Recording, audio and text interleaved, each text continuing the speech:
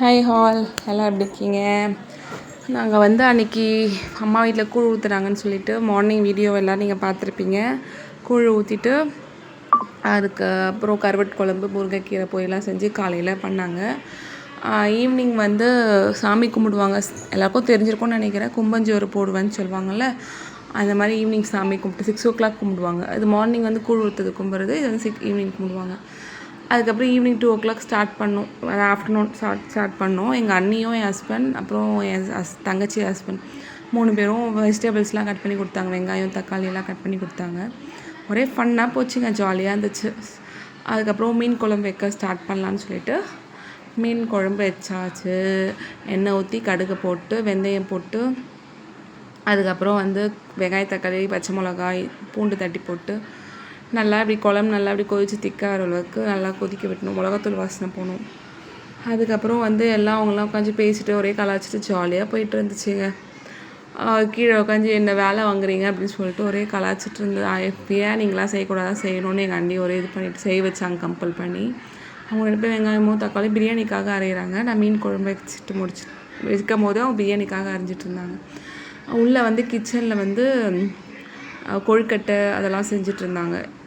தங்கச்சியும் எங்கள் அண்ணியும் கொழுக்கட்டை, முட்டை வேக வைக்கிறது, மீன் மசாலா அதெல்லாம் போட்டுட்டு உள்ள கிச்சன் அரேஞ்சில் வந்து மீன் குழம்பு செஞ்சிட்ருந்தேன். மீன் குழம்பு செஞ்சு முடிச்சுட்டு அடுத்தது சிக்கன் செய்யலான்னு சொல்லிட்டு ரேஞ்ச்லேயே முடிச்சிடலான்னு சொல்லிட்டு செஞ்சிட்ருந்தேன். மீன் குழம்பு பார்த்திங்கன்னா செம்ம வாசனையாக இருந்துச்சுங்க, செம்மையாக இருந்துச்சு. எங்கள் அத்தை சொன்னாங்க சூப்பராக செஞ்சுருந்தேன் அப்படின்னு சொல்லிட்டு. நீங்களும் இந்த மாதிரி ஒரு வாட்டி ட்ரை பண்ணி பாருங்கள். இதே மாதிரி செய்யுங்க, செம்மையாக இருந்துச்சு.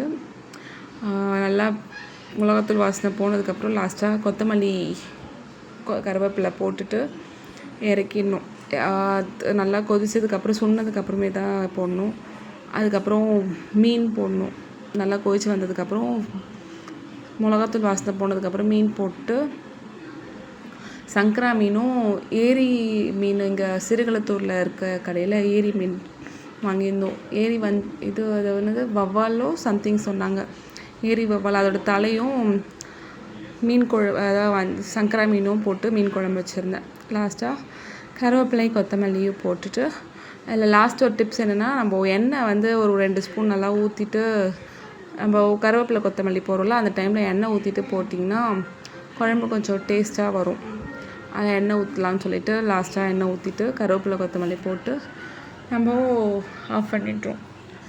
அதுக்கப்புறம் வந்து சிக்கன் செய்ய ஸ்டார்ட் பண்ணிடலான்னு சொல்லிட்டு ஒரே செம்ம ஜாலியாக போச்சுங்க. ஆஃப்டர்நூன் வந்து உட்காந்துட்டு எல்லாம் விளாடிட்டு அரட்டை அடிச்சிட்டு இருந்தோம். ரொம்ப நாள் கழிச்சு எங்கள் அத்தைங்களாம் இருந்து எல்லோரும் இந்த மாதிரி சாமி கும்பிடும் போது தானேங்க ஜாலியாக என்ஜாய் பண்ண முடியும். மற்ற டைம்லாம் இங்கே எல்லாம் அவங்கவுங்க வேலைன்ட்டு இருப்பாங்க.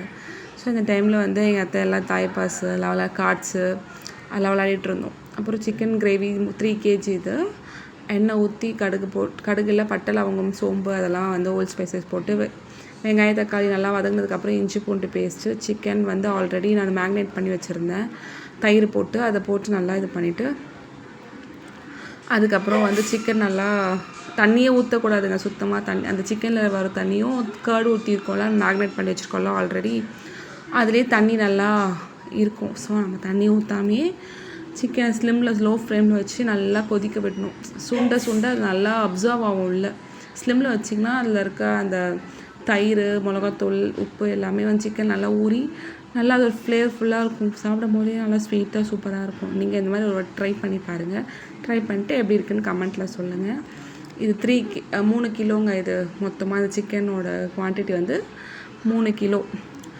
ஃபைனலாக எல்லாம் செஞ்சு முடிச்சுட்டு உள்ளே அவங்க கிச்சனில் ஒரு பக்கம் முடித்தாங்க. நான் இது 2 தான் நான் செஞ்சு முடிச்சுட்டு உட்காந்து மறுபடியும் விளாட ஆரம்பிச்சிட்டோம். எல்லாம் கார்ட்ஸ் விளாடிட்டு இருந்தோம். எங்கள் அத்தை வீட்லேயும் அன்றைக்கி தான் கூழ் ஊற்றுனாங்க. ஸோ அவங்க எங்கள் அக்காங்களும் 2 பேர் வந்திருந்தாங்க. அவங்க வீட்டில் அவங்க இருந்தாங்க. அப்புறம் ஃபைனலாக கருவேப்பிலை கொத்தமல்லி போட்டுட்டு முடிச்சுட்டு அதுக்கப்புறம் வந்து கலரி லாஸ்ட்டாக ஃபைனலாக விட்டு இப்போவே தண்ணி பாருங்கள் எப்படி இருக்குது. எவ்வளோ தண்ணியே நம்ம ஊற்றலாம், ஆனாலும் தண்ணி இப்படி இருக்க பாருங்கள். அது நம்ம கீழே இறக்கி வச்சிட்டோன்னா சுண்டிடுவோங்க அது.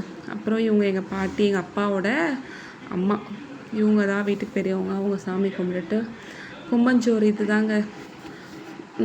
என்னென்னா மீன் குழம்பு, மீன் வறுவல், பிரியாணி, முட்டை, சிக்கன் கிரேவி இதான் ஸ்பெஷல். உங்கள் வீட்டிலலாம் என்னென்ன செய்வீங்கன்றது கமெண்ட் பண்ணுங்கள். உங்கள் வீட்டில் கூழ் ஊற்றும் போது என்னென்ன செய்வேன்னு சொல்லுங்கள்.